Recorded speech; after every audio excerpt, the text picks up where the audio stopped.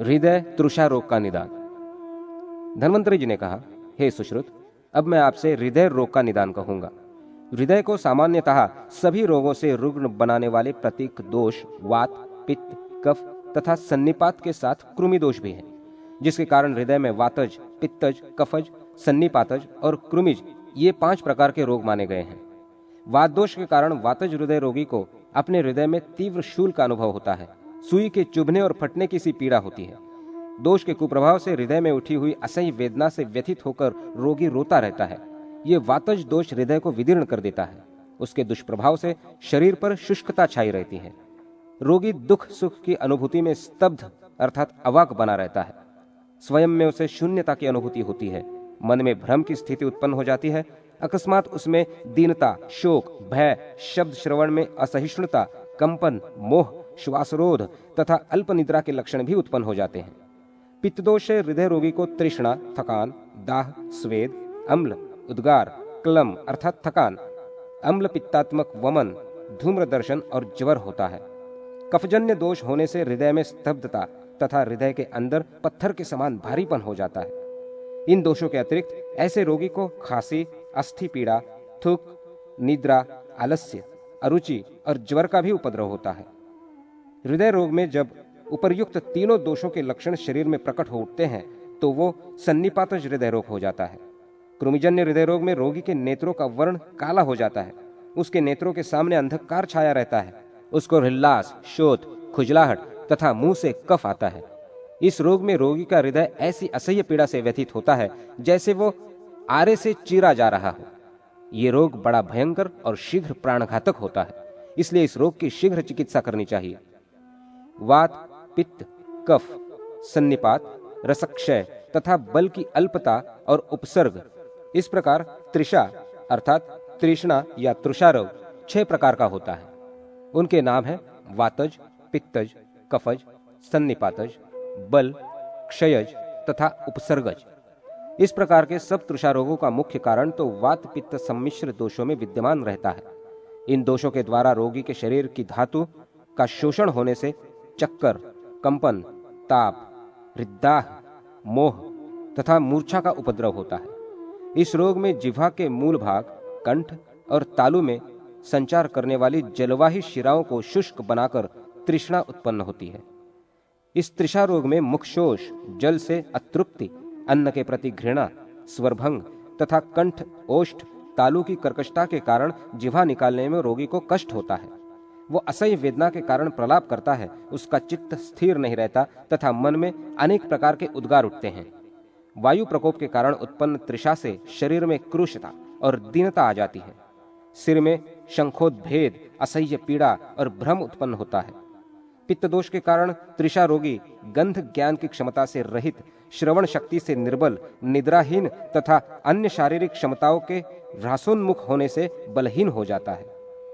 उसको शीतलता का अनुभव होता है और मुख से अम्लयुक्त फेन निकलता रहता है। पित्तज तृषा रोग में रोगी के मुख में तिक्तता बनी रहती है और मूर्छा का भी प्रकोप होता है।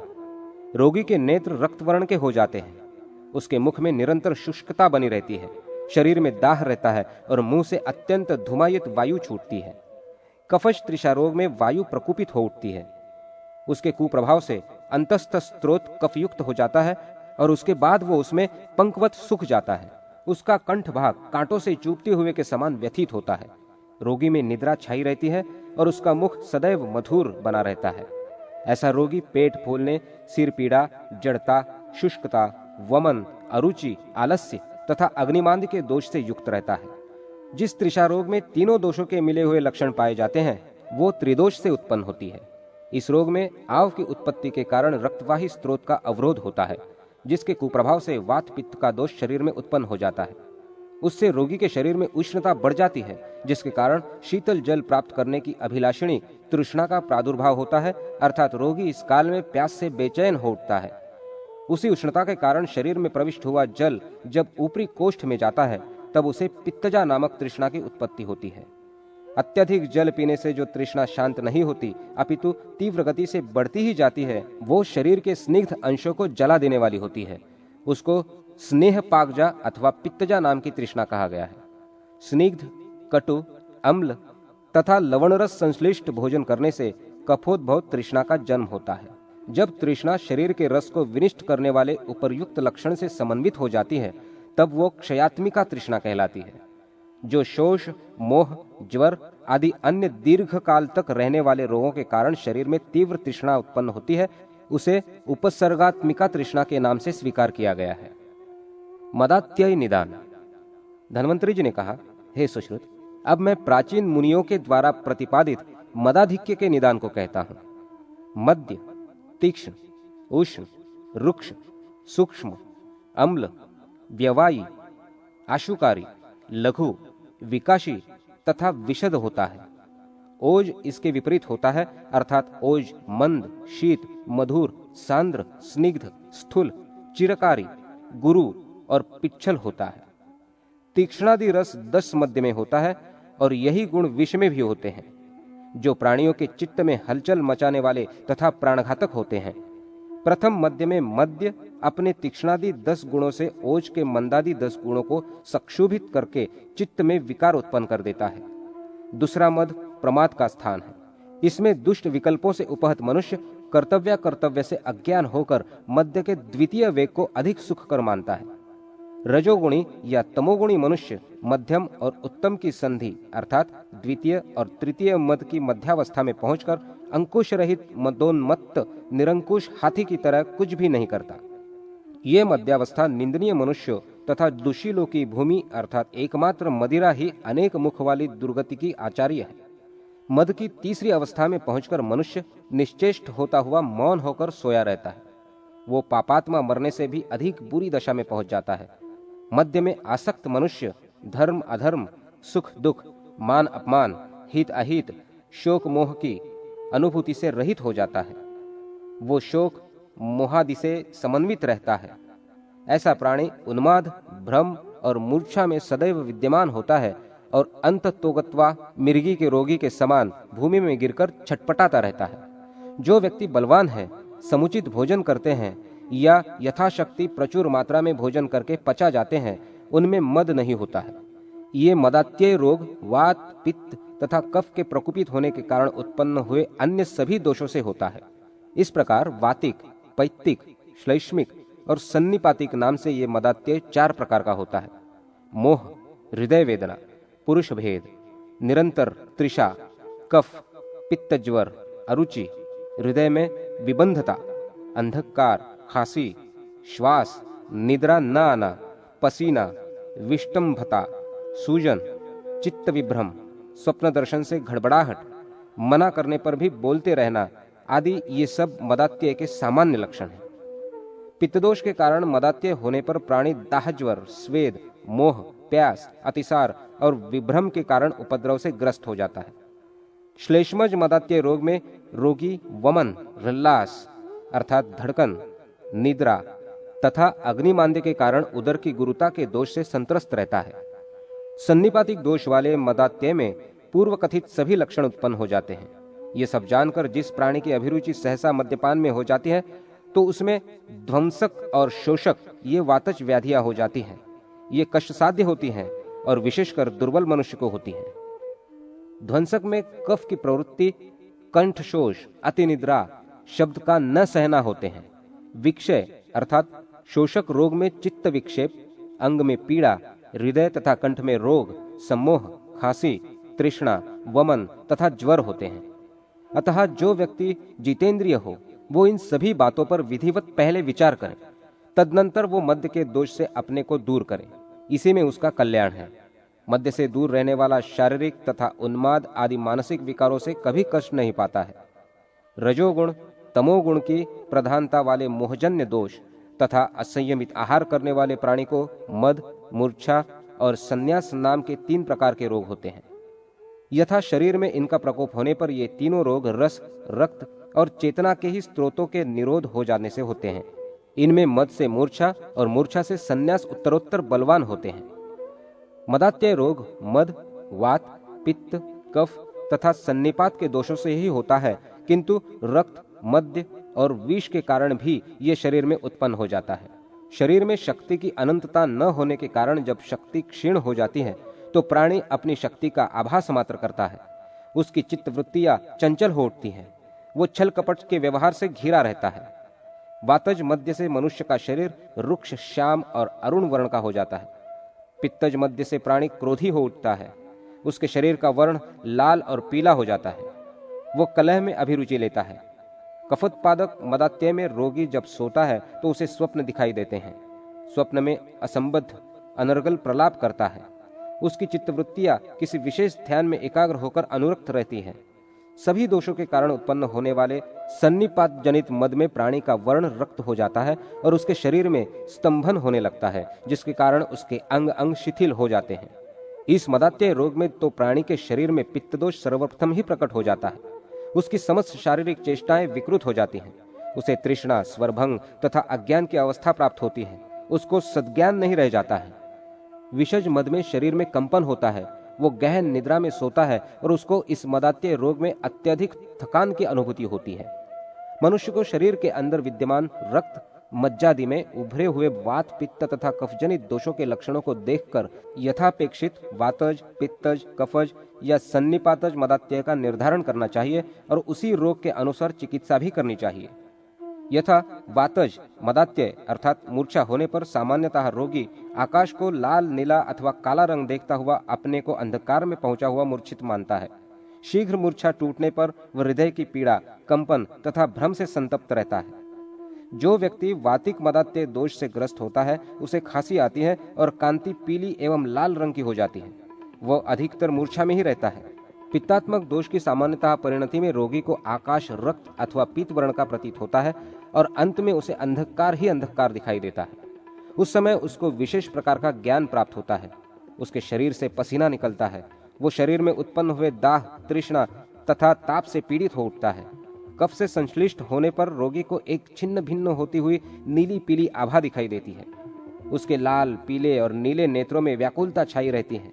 कफच मूर्छा में रोगी आकाश को मेघों से आच्छन्न देखता हुआ मूर्छित हो जाता है। उसे गहन निद्रा आती है, इसलिए उसकी नींद बहुत देर के बाद टूटती है। होश में आने पर उसके हृदय में धड़कन होती है और प्राण सूखते हुए प्रतीत होते हैं। उक्त दोष के कारण उत्पन्न हुए भारीपन और आलस्य के वशीभूत हुए अंगों से उसको ऐसी अनुभूति होती है जैसे शरीर राजधर्म से अनुप्राणित पुरुषों के द्वारा प्रताड़ित किया गया है। इन सभी दोषों का प्रभाव जब एक साथ शरीर पर पड़ता है तो सन्निपात की अवस्था आ जाती है। उस काल के मदात्यय में प्राणी का संपूर्ण शरीर मिर्गी के रोग से ग्रस्त हुए के समान पृथ्वी पर गिर पड़ता है। अपस्मार में रोगी की चेष्टा विभत्स हो जाती है और इसमें नहीं होती है। वातादिक दोषों के वेग समाप्त होने के कारण उत्पन्न मदात्यय की मूर्छा और अन्य उपद्रवों से ग्रस्त प्राणियों के कष्टों का उपशमन बिना औषधिक उपचार के ही संयमित रहने से स्वयमेव हो जाता है। परंतु संन्यासक रोग औषध के बिना शांत नहीं होता।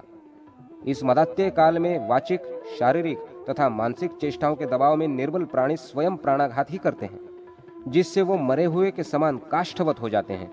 यदि उनकी चिकित्सा शीघ्र नहीं की जाती है तो वो अविलंब ही मर जाते हैं।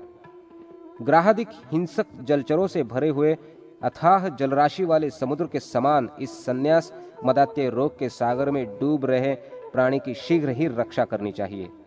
उसमें मद, मान, रोष, संतोष आदि विभिन्न प्रवृत्तियां होती हैं।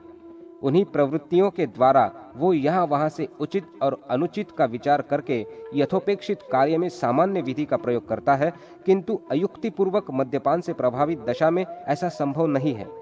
उसे कर्तव्य का ज्ञान नष्ट हो जाता है। अर्श अर्थात बवासीर निदान। धन्वंतरी जी ने कहा, हे सुश्रुत, अब मैं अर्श अर्थात बवासीर नामक रोग के निदान का विषय बताऊंगा। प्राणियों के मांस में जो कीलक सदा उत्पन्न होते हैं वो कीलक गुदा के द्वार का अवरोध करते हैं, इसलिए उन्हें अर्श कहा जाता है।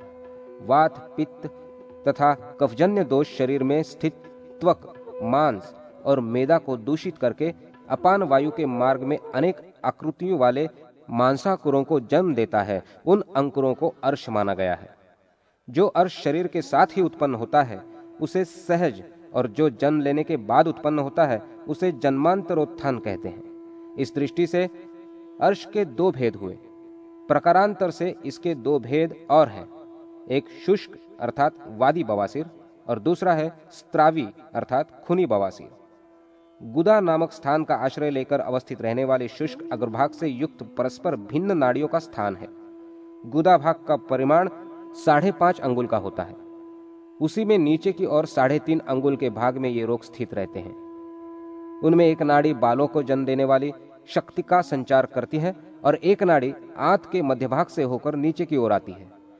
यही आमाशय से निकलने वाले मल को लाकर गुदाद मार्ग से बाहर करती है। उसी विसर्जन कार्य के कारण उसे विसर्जनी नाड़ी के नाम से अभिहित किया गया है। उस विसर्जनी नाड़ी के बाह्य भाग अर्थात गुदा के मुख द्वार के बाह्य भाग में 1 अंगुल का जो स्थान है, उसी में इन मांसाकुरों का जन्म होता है।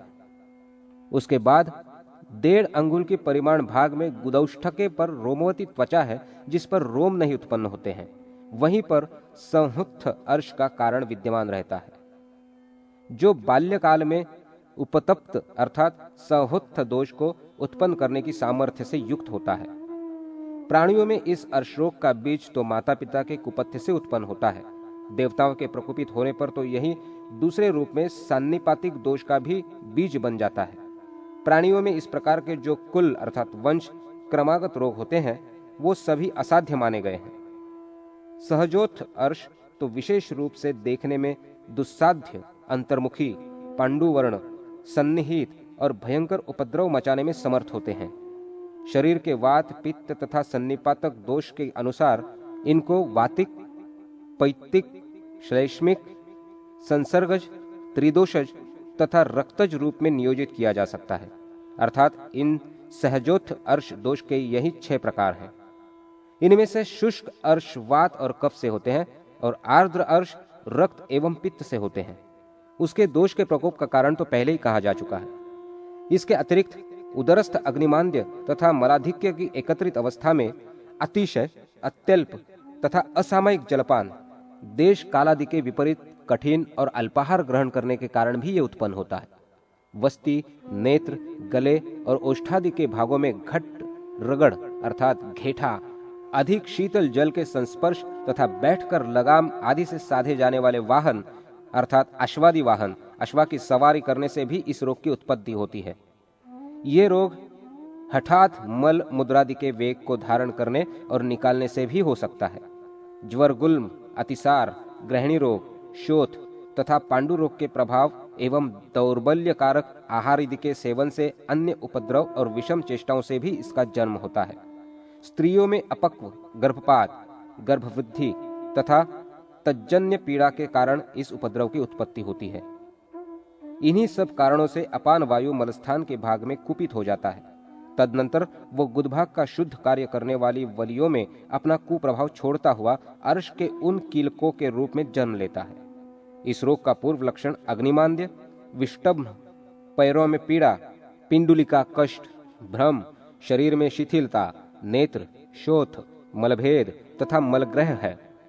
इस रोग में शरीर के अग्रभाग से निश्चेष्ट वायु नाभि भाग से नीचे की ओर संचरण करता हुआ पीड़ित कर रस संश्रित होकर बड़ी कठिनाई से बाहर निकलता है। इस रोग में आधभाग से अव्यक्त गुडगुड शब्द होता है। क्षार सहित उद्गार, अतिशय मूत्र, अल्पविष्ठा, घृणा, धुमायुत डकार, सिर, पीठ, वक्षस्थल में पीड़ा, आलस्य तथा धातु क्षरण का उपद्रव होता है। इसमें इंद्रिय सुख की चंचलता एवं दुख होने के कारण रोगी में क्रोध की मात्रा बढ़ जाती है। इस रोग के प्रभाव से रोगी में विष्ठा त्याग की आशंका बन रहती है। उसके पेट में संग्रहणी, शोथ, पांडु तथा गुल्म नामक रोगों का भी उपद्रव होता है। इतना ही नहीं, अर्शरोग के होने से प्राणियों में ये रोग भली प्रकार से बढ़ते ही जाते हैं। उन अर्श कीलकों से गुदा मार्ग अवरुद्ध होने के कारण अपान वायु भी क्रुद्ध हो उठता है, जिसके फलस्वरूप वो शरीर की समस्त इंद्रियों में स्थित अन्य समानाधिक भेद वाले वायु प्रभेदों को क्षुब्ध एवं विचलित कर देता है। वो वायु मूत्र, मल, पित्त तथा कफ, रस, रक्तादि को संक्षुब्ध करता हुआ जठराग्नि को मंद बना देता है। उससे प्रायः सभी प्रकार के अर्श रोग उत्पन्न हो जाते हैं। शरीर में इन सभी अर्श भेदों का प्रकोप होने पर रोगी के शरीर में अत्यंत दुर्बलता, उत्साहहीनता, दैन्य तथा कांतिहीनता आ जाती है। वो रोगी सार रहित वृक्ष के समान सारहीन और छाया रहित हो जाता है। मर्मस्थल को पीड़ित करने वाले अत्यंत कष्ट साध्य उक्त रोगों का उपद्रव हो जाने से रोगी एक दिन यक्ष्मा के रोग से भी ग्रस्त हो उठता है। उसके शरीर में कास, पिपासा, मुख विकृति, श्वास, पीनस, खेद, अंग भंग, वमन, हिचकी, शोथ, ज्वर, नपुंसकता, बधिरता, स्तब्धता, तथा शर्करा एवं पथरी रोग हो जाते हैं। वो क्षीणकाय, स्वरभंग, चिंतातुर, अरुचि, बारंबार थूकने वाला और अनिच्छित स्वभाव का हो जाता है। उसके सभी पर्व तथा अस्थिभाग में पीड़ा होती है। उसका हृदय, नाभि, पायु और वक्षण भाग शूल से ग्रस्त हो जाता है। उसके गुदामार्ग से चावल के धोवन के समान द्रव निकलता है, जो वर्ण में बगुले के उदर भाग के समान होता है। यह मल कभी कभी सूखा हुआ, मोती के अग्रभाग की कांति से संपन्न, पके हुए आम के समान पीत, हरा, लाल, पांडु, हल्दिया तथा पिच्छिल वर्ण का होता है। वात प्रकोप के कारण रोगी के गुदाभाग में जो मांसाकुर निकलते हैं, उनके बीज भागों से अपान वायु अधिक मात्रा में निकलता है। वो सूखे हुए होते हैं, उनमें चिमचिमाहट या चुनचुनाहट होती है। उनका वर्ण गाढ़े अंगार के समान लाल होता है। वो पीड़ा के कारण रोगी को स्तब्ध बना देते हैं। उन सभी अंकुरों में विषमता होती है और उनका स्वभाव बड़ा ही कठोर होता है। इतना ही नहीं, उनमें विशेष समानता भी प्राप्त होती है। वो वक्र और तीक्ष्ण तथा फटे हुए मुख वाले होते हैं। वातजन्य अर्श के सभी मांसाकुरों की आकृतियां बिंब, खजूर, बेर तथा कापस के फलों की भांति होती हैं। कुछ अंकुर कदम्ब पुष्प और कुछ सरसों के फूल के समान आभा वाले होते हैं। इस रोग के होने पर रोगी के सिर, पार्श्व, स्कंध, जंघा, उरु और वक्षण भाग में अधिक पीड़ा होती है। रोगी को हिचकी, उद्गार, विष्टंभ, हृदय में पीड़ा तथा अनिच्छा का प्रकोप होता है। उसको खांसी आती है, श्वास फूलती है और अग्निमंदता बढ़ जाती है। उसके कानों में ध्वनि गुंजरित होता रहता है। उसको सदैव भ्रम बना रहता है। इस रोग में गाढ़दार प्रवाहिका के लक्षणों से युक्त झागदार, पिच्छिलता विशिष्ट बहुत सा विष्ठा थोड़ा थोड़ा शब्द कर निकलता है। मलत्याग के समय अत्यंत वेदना और शब्द होता है। रोगी की त्वचा काली पड़ जाती है। उसके मलमूत्र में अवरोध बना रहता है। उसके नेत्र और मुख पर भी रोग का प्रभाव छाया रहता है। उसको गुल्म, प्लीहा, उदर, अष्ठीला संबंधित विकारों के सहित हृल्लास अर्थात दिल में धड़कन का भी रोग हो जाता है। जो पित्त प्रकोप के बाद अर्श संबंधी अंकुर निकलते हैं, वो नील वर्ण के समान मुख वाले तथा लाल, पीली और काली आभा से युक्त होते हैं। इन मांसांकुरों के अग्रभाग से पतला रक्तस्राव होता है। इनका आकार लंबा, कोमल और आर्द्र रहता है। इनकी लंबी आकृतियां प्रायः शुक जिह्वा, यकृतखंड तथा जोंक के मुख की तरह होती हैं। इस अर्शरोग में रोगी के शरीर में दाह, शुष्कता, ज्वर, स्वेद, तृष्णा, मूर्छा, अरुचि एवं मोह का प्रकोप रहता है। उसको उष्ण द्रवयुक्त नीलवर्ण, पीत या रक्तवर्ण का मल पड़ता है, जो प्रायः आव या धातु से संश्लिष्ट रहता है। रोगी यव के समान कटी भाग वाला होता है। उसके शरीर की त्वचा और नख आदि की कांति हरित, पीत तथा हल्दी की सी वर्ण वाली हो जाती है। कफजनित विकार के कारण उत्पन्न होने वाले मांसाकुर पुष्ट मूलभाग से युक्त, सघन, मंद, वेदनाजन्य और श्वेत वर्ण के होते हैं। इनमें स्निग्धता, स्तब्धता और भारीपन होता है। ये मांसाकुर चिकने, नीले तथा कोमल होते हैं और इनमें खुजलाहट होती है। इन्हें छूने से सुख मालूम पड़ता है। ये मांसाकुर बांस के निकले हुए अंकुर, कटहल की गुठली तथा गौ के स्तनों की आकृतियों में पाए जाते हैं। इस अर्श से ग्रस्त प्राणी के उरुभाग से ऊपर संधिस्थान, मलद्वार, वस्ती और नाभि प्रदेश में ऐसी पीड़ा होती है जैसे उन स्थानों को कोई काट काट कर फेंक रहा हो। रोगी खांसी, श्वास, हृल्लास, शुष्कता, अरुचि, पीनस, मेहकृच्छ, सिरपीड़ा, जड़ता, वमन, शीत प्रकोप, क्षारोत्तेजन, नपुंसकता, अग्निमांद्य तथा अतिसार आदि विकारों से युक्त हो जाता है।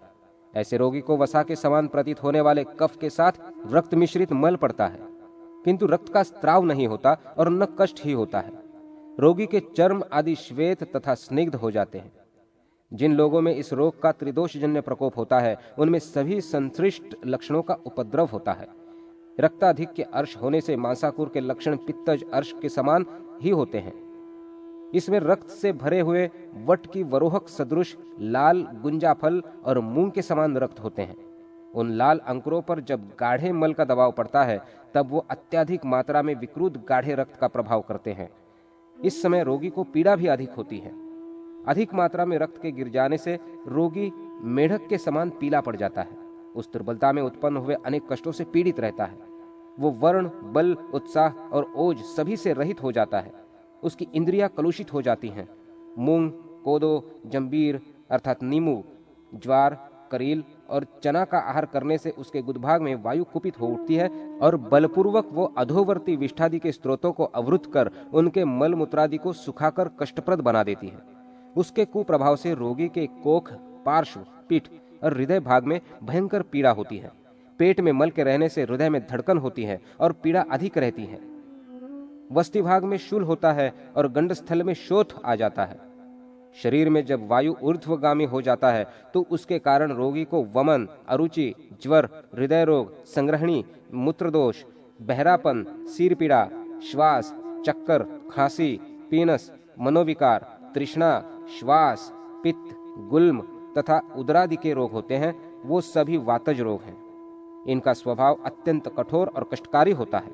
वात दोष का यह प्रकोप ही दुर्नामा, मृत्यु और उदावर्त अर्थात वायुगोला के नाम से स्वीकार किया गया है। इस वात दोष से पीड़ित कोष्ठ भागों में ये रोग पूर्वोक्त कारणों के बिना भी उत्पन्न हो जाता है। सहज अर्श, जन्म धारण के पीछे त्रिदोष से उत्पन्न हुए अर्श और भीतर वाली बलि में उत्पन्न अर्श असाध्य होता है। परंतु यदि अग्निबल और आयु शेष हो तो सम्यक चिकित्सा हो तो असाध्य रोग भी कष्ट साध्य हो जाते हैं। गुदा भाग की दूसरी बलि में जो अर्शांकुरों का समूह होता है वो द्वंद्वज अर्शाकुरों का समूह माना जाता है। इसके तत्काल वर्ष भीतर ही चिकित्सा अपेक्षित होती है, अन्यथा ये भी कष्ट साध्य हो जाता है। गुदभाग की बाहरी बलि में त्रिदोष जन्य जो अर्शांकुर होते हैं उनको सामान्य औषधि के उपचार से दूर किया जा सकता है, किंतु अधिक समय बीत जाने पर वो भी कष्ट साध्य हो जाते हैं। मेदादि स्थानों में इसी प्रकार के अर्श होते हैं। ऐसा ही नाभि दोष के कारण उत्पन्न हुए अर्शांकुरों का स्वभाव माना गया है। जो अर्शांकुर गंडस्थल अर्थात गुदा के भीतर में होते हैं उनका रूप पिच्छल तथा कोमल होता है। व्यान वायु कफ को आभ्यंतर भाग से निकालकर त्वचा के बाह्य प्रदेश पर अर्श के रूप में परिवर्तित कर देता है। वो कील के समान स्थिर तथा खर होता है। उसको विद्वानों ने चर्म कील के नाम से स्वीकार किया है। वातज दोष के कारण उत्पन्न चर्म कील अत्यंत कठोर सुई के नोक के समान तीक्ष्ण वेदना वाला और खुरदुरापन युक्त होता है। पित्तजों से उत्पन्न हुआ कीलक कृष्ण लाल मुख भाग वाला माना गया है और जो कफजनित होता है उसमें स्निग्धता, ग्रथिता तथा त्वचा वर्णता होती है। बुद्धिमान व्यक्ति को अर्श रोग होने पर यथाशीघ्र उसके उपशमन का प्रयत्न पूर्वक प्रयास करना चाहिए, क्योंकि वो शांत नहीं होने पर शीघ्रातिशीघ्र शरीर की गुह्य प्रदेश तथा उदरभाग में बद्ध गुदोदर आदि अनेक प्रकार के रोग उत्पन्न कर देते हैं।